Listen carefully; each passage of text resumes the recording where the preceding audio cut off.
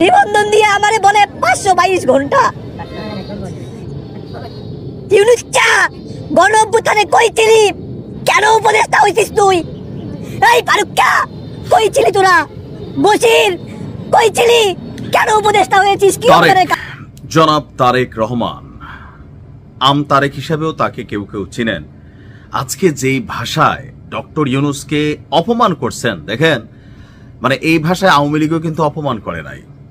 যেই ভাষায় আজকে উপদেষ্টাদের তুলাধুনা করছেন, এই ভাষা সম্ভবত তারা প্রথম শুনলেন। এমনকি মজার বিষয় হচ্ছে, সরকারে থাকা অবস্থায় একজন সরকার প্রধানকে কেন এইভাবে ধুচ্ছেন জনাব তারেক বা আম তারেক।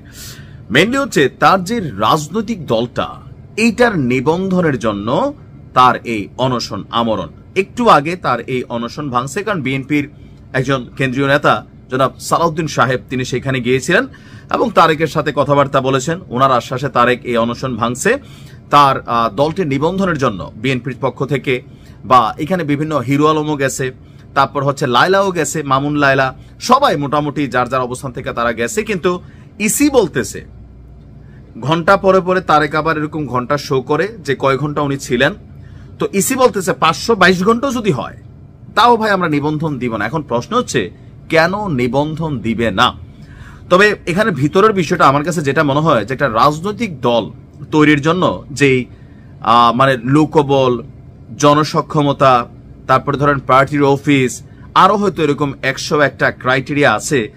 এখন জনাব তারেক কি সেই সকল ক্রাইটেরিয়া ফিল আপ করে তারপর তিনি কি এই নিবন্ধন চেয়েছেন?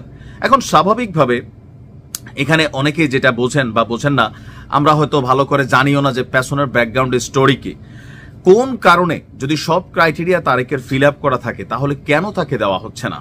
এর মাঝখানে ছোট্ট একটা বক্তব্য আসছে যে তারেক যে তার কেন্দ্রীয় অফিস দেখাইছে, এটা একটা ফটোকপি দোকানের মেশিন, মানে ফটোকপি মেশিনের দোকানের ঠিকানা দিছে।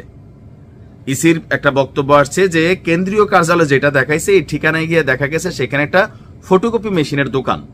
এখন তারেক কি এতটা পাগল, আম বিক্রি করতে করতে মাথা খারাপ হয়ে গেছে, নাকি অন্য কোনো কাহিনী আছে যে কেন্দ্রীয় কার্যালয়ের ঠিকানায় গিয়ে ফটোকপির দোকান পাওয়া গেল? আসলে কে যে সত্য বলছে, কে যে মিথ্যা বলছে। তবে আজকে তারেকে যে ধৈর্য হারা হয়েছে, এটার মেইন কারণ হচ্ছে আমাদের উপদেষ্টা পদে যারাই আছেন শুধু 2-3 জন ছাড়া, ধরেন আসিফ, মাহফুজ, তারপর ডক্টর আসিফ নজরুল, এই 3 জন ছাড়া আসলেই যারা আছেন তারা কিন্তু জুলাই আগস্টের দিনগুলোতে কেউই টু শব্দ করেন নাই। সবাই শেখ হাসিনার ভয়ে কম্পিত ছিল, প্রত্যেকটা মানুষ। এমনকি ডক্টর ইউনুসও যতক্ষণ নিজে বিপদে পড়েন নাই ততক্ষণ তিনি এই দেশ রাষ্ট্র নিয়ে কখনো ওনার কোনো ভূমিকা বাংলাদেশের জনগণ দেখে নাই। ওনার গ্রামীণ ব্যাংক নিয়ে উনি পড়েছিলেন, এটাই কিন্তু বাস্তব ভাই। আপনি যেই ভাষায় দেখেন, উনি আদালতে আসছেন, উনি শেখ হাসিনার বিরুদ্ধে কথা বলছেন কখন? যখন এনআরবি থেকে, এনবিআর থেকে আপনার তার এই রাজস্ব ইস্যু নিয়ে তার বিরুদ্ধে মামলা টামলা হয়ে গেল এবং তিনি জেলে যাবেন নিশ্চিত। কোন পৃথিবীর শক্তি দিয়ে তিনি শেখ হাসিনারে ঝুঁকাইতে পারতেছিলেন না। ফাইনালি তিনি কিন্তু গিয়া শেখ হাসিনার বিপরীতে একটা বক্তব্য দিলেন। এটা ব্যক্তি স্বার্থের জায়গা থেকে, কিন্তু দেশ রাষ্ট্রের জায়গা থেকে এই যে উপদেষ্টাদের নাম যাদের নিল তারেক, তো এরা আসলে কিন্তু কেউ এখানে ছিল না। এখন এই নিখাদ সত্য কথাটা এই যে বলল, এই কথাটা আবার কি ধরেন এই ভাষা প্রয়োগে বলতে পারে কিনা? আসলে থাকে না যে মাল যায় যার, ইমান যায় তার, অথবা ধৈর্য হারা হয়ে যায় তার। বাট আমার মনে হয় না তারেকের এই বক্তব্যটা তার জন্য পজিটিভ কিছু নিয়ে আসবে। অন্তত এই বাক্য প্রয়োগগুলা এটা দেখবেন একটা ইস্যু হয়ে দাঁড়াবে। দেখা যাক আগামীকালকে কি হয়। ভালো থাকুন।